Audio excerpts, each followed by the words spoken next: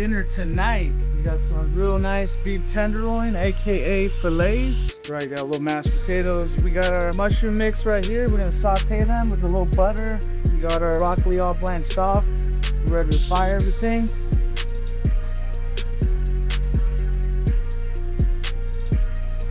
You have all the elements that he needs to be a top athlete.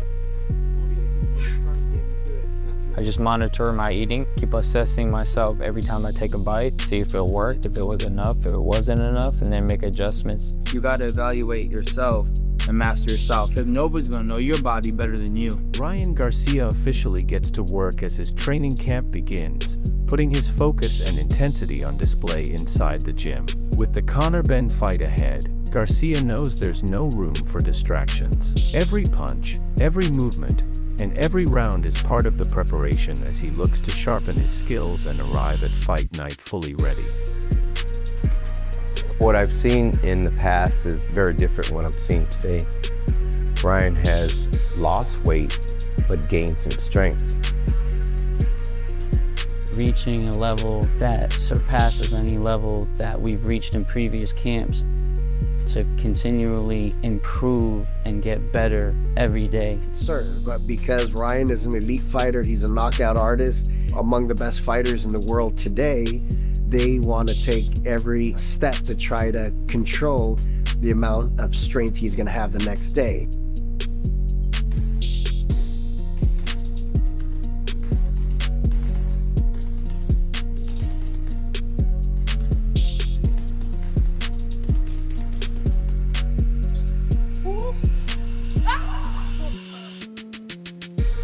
Doesn't matter because he's too disciplined to let the weight or the next day weigh-in be a problem for him. You think it's just a working out thing, but it's more of a mental battle. And Ryan's so accustomed to it at this point that I truly don't believe it's going to affect him in any way.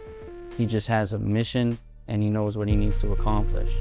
It's pretty much the same process, getting down to 140 and then understanding when you got to make that final cut. You don't want to do it too early because it's tough living in dehydration. That's why you have to pay attention to every moment, how much water intake, just so you can balance and make things a little bit more easier for yourself. There's penalties that were negotiated for the weight. When I'm sharp and I'm looking smooth, I actually feel fulfilled, like I'm doing what I'm supposed to be doing. And I think everybody should look for that, whatever they do. So that's why I love boxing. It makes me feel fulfilled. I love boxing because I love getting down to real small, fine points. I think conditioning, workouts, doesn't matter how many times we've done this, we know we have to do it. This man's on point right now. You've been with me too long. Too long, baby. Right now, we're about 3 weeks away, so we're getting ready to hit our peak phase, all the explosive work. We've been doing it 6 years now. So when he comes in, I see immediately where he's at, and that's how we break our workout out for that day. It's the last week of the fight, but during that week, you lose your strength. We ain't losing no strength. We doing this the right way. He's eating right, he has nutrition on point, we're doing the strength and conditioning on point. We're way ahead of schedule. We're ready to fight right now if we needed to, and we still got 3 weeks left. That's the crazy part. Keeping the focus, we're keeping it strong, we're keeping it powerful, we're keeping it explosive. Man, we're just excited for this fight. Not ready to go beat. He could try. I mean, he'll have an effort. That's just what it is. I'm too fast for him. A guy as fast as Ryan with a fast right hand is just dangerous. You're the easy work. I'm used to people judging a book by its cover. You know, they look at me and they judge me right away. Then they see the fire come out of me when I'm in there. This side believes the other guy's gonna win, and it's legitimate. Of course, I'm the assistant trainer, coach trainer. But, you know, again, I'm their dad, so it doesn't matter. I mean, you know. The vibes are amazing, baby.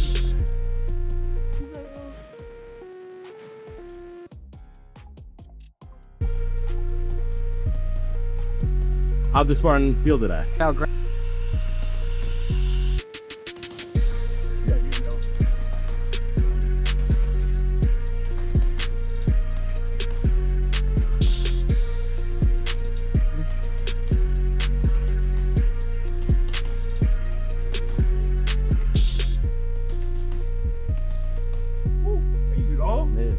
the body. That's all. I'm just thinking every scenario. My body, my positioning should have an answer. If you're not paying attention to everything, you're paying attention to nothing. They can't beat me. I'm too good, I'm too aware, I'm too ferocious, I'm everything. Nothing you could do can stop me. I'm aware, I'm conscious, I am a perfectionist at its finest. We're here to win, we got a long way. You're gonna get a lot more. This is just the beginning of the camp. Right now, I'm just chilling, getting in shape, beating up, whoever I gotta beat up, and that's it. Look at my guy right here, the new champ right here. Let him know. See, I'm the new champ. Oh, let's go, baby. New champ right here. Another fight like this if you try. There just isn't two other people like them. As the work continues, Ryan Garcia is putting serious focus into his preparation for Conor Benn. The intensity is starting to build, with Garcia working on his timing, movement, and combinations inside the gym. At this stage of camp, it's all about sharpening the small details and making sure every part of his game is ready for fight night. Garcia knows Benn will bring speed, aggression, and power of his own, so these sessions are about staying sharp under pressure and being ready for every moment of the fight. This is the moment that could either take me to the newest heights I've never been, or gotta get right back to the drawing board. So this is a big moment. This is everything. If I'm gonna go for it, this is the fight to do it. I mean, I'm willing to put everything on the line for this. Richardson Hitchens states that when a fighter like Garcia constantly tells an opponent they're going to run into something, he is intentionally trying to instill fear. Hitchens argues that Benn must ignore these psychological tactics. He suggests that if someone told him he would run into something, he would tell them to stop talking and show me in the ring. He emphasizes that Garcia uses these press conferences to make his opponents second-guess themselves, and Benn needs to keep his head straight to focus on his. Fighter starts saying, oh, you're going to run into something, he's basically trying to put fear in Conor Benn, and Conor Benn just got to ignore that and have Ryan, like, if somebody tell me I'm running into something, you're going to have to show me. Simple. You got to make me. I'm not going, you telling me I ain't going to make me, oh shit, let me think twice. That's what Ryan's trying to do at all these Sanchez said this is going to be a great fight. Also, he notes that Ryan Garcia looked very good against Barrios, but struggled in his performance against Rolly. He emphasizes that the outcome depends on which version of Garcia enters the ring. He anticipates a late knockout, but declines to pick a clear winner, noting that it is a 50-50 fight. If the right Benn shows up, he could be too strong, but he acknowledges that Garcia has the power to crack his opponent. Regarding Conor Benn moving down in weight, Sanchez expresses hope that the process is being done correctly so it doesn't weaken him. That's an interesting fight. It's two guys that have been talking a lot, I guess. Ryan has just had a great fight with Barrios. He looked very good, but then he didn't look so good against Rolly. So it depends on which Garcia shows up. I think Benn coming down, hopefully he's doing it correctly. It doesn't weaken him. I look for a late knockout actually in this fight. Either way, I'm not picking one guy or the other, because if the right Conor Benn shows up weight-wise, then he could be too strong for Garcia. But if Garcia cracks him, he can hit. So it's a 50-50 fight for me. Yeah. Do you think it's right for people to question? Abel Sanchez addresses Conor Benn's perspective on the upcoming matchup. He asserts that Benn certainly understands the challenge he faces, noting that Ryan Garcia possesses all the necessary tools to compete at a high level. Sanchez emphasizes Garcia's great amateur career in the United States as evidence of his fighting pedigree, while concluding that both men are high-caliber fighters. Never done it, so I'm sure Conor understands that Garcia's got all the tools. Yeah. He had a great amateur career in the U.S., so he can fight. Yeah. But so can Conor. Oscar says they're fully committed to making the upcoming event a success, ensuring Ryan gets the treatment he deserves and is properly prepared for his showdown with Conor Benn. The two are working closely together to make sure Ryan is at his absolute best when fight night arrives. Their goal is clear: get Ryan ready to step up, take the throne, and deliver his best performance yet. We had a talk the other day. It's great. It's good. We had a discussion the other day, and I know he said a couple of things on your show and this and that, but we talked to each other. Everything's great. We're gonna make sure that this event is big. We're gonna make sure that Ryan gets what he deserves, that he's treated the way he deserves, and just make sure that he's ready and prepared to go up and take the throne from Conor Benn. I mean, he has no throne, but I'm saying, make sure that he goes out there 100% and beats Conor Benn. So that's interesting. Hearn calls Garcia a world-class fighter who is extremely fit and experienced at 147 pounds, making him a serious threat to Conor Benn. He also discusses Benn's return to the 147-pound limit, explaining that moving up to 160 pounds for the Eubank fight made the weight cut back down challenging. Hearn adds that against Prograis, Benn appeared to lack his usual power and strength. I think Conor's always going to be competitive. He trains really hard. He's got a lot of heart. I don't like him at 147 pounds now because that was one of the problems in going to 160 to fight Eubank. To come back to 140, it's a really tough thing to do. And I think when he fought Prograis, was it 151 or 150? He just didn't look the same. He looked like he was lacking power, didn't look that strong.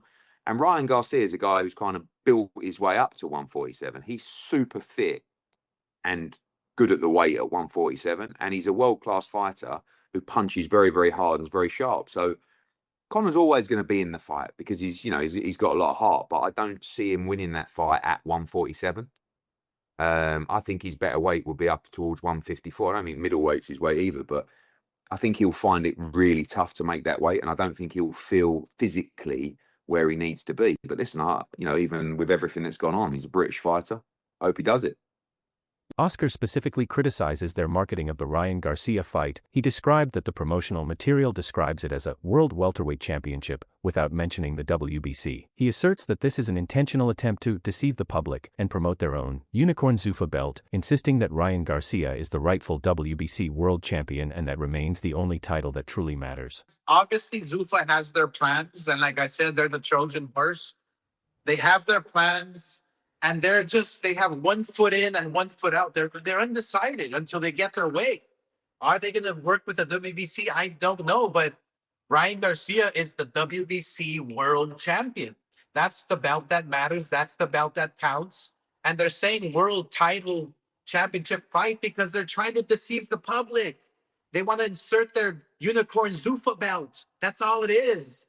So the bottom line is it's a WBC world title. Tim Bradley and Max Kellerman described debate the finish. They agree the fight likely won't go the distance, with Bradley pointing to Benn's relentless pressure and Garcia's explosive, yet potentially vulnerable, style as the key factors that could decide the night. Watching them interact, I like Conor Benn's chances better than before they interacted. Ryan said this is not going the distance. Do you believe him? I believe it's not going the distance. I think somebody's going to get knocked out. I think both their styles, when you match them up, like I told you early on, you got Ben who can punch, right? And anybody that can punch always tends to put Ryan on the defense, right?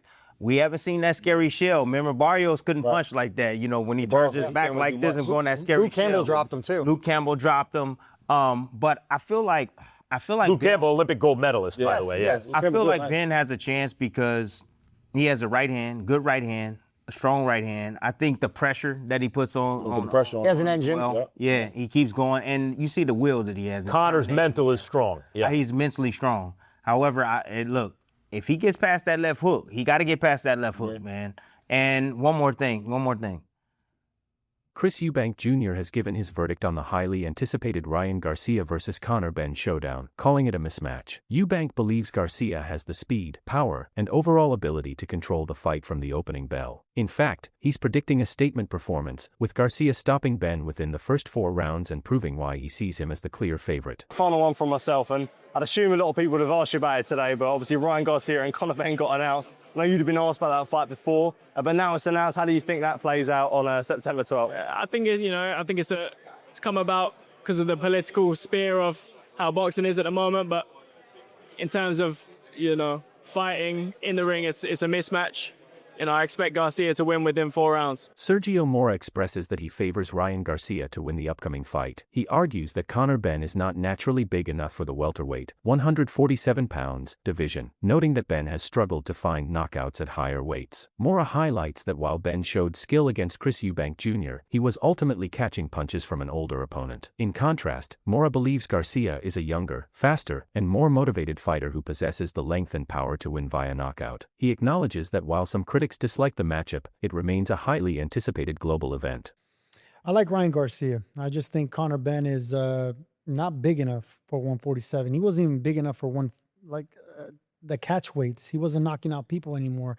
We've seen how he reacts with speed and power and length against Eubank Jr. He was able to do great, but ultimately he was at the end of the punches against an older fighter in Eubank. He's going to be dealing with a younger, faster, stronger champion now in Ryan Garcia. I think a more motivated, more mature, responsible fighter in Ryan Garcia. And regardless of the fact, I can hate on this fight. A lot of critics are going to hate on this fight because of the fact that they got to this stage, the fact that they got rewarded. Nobody cares. Nobody is going to care about.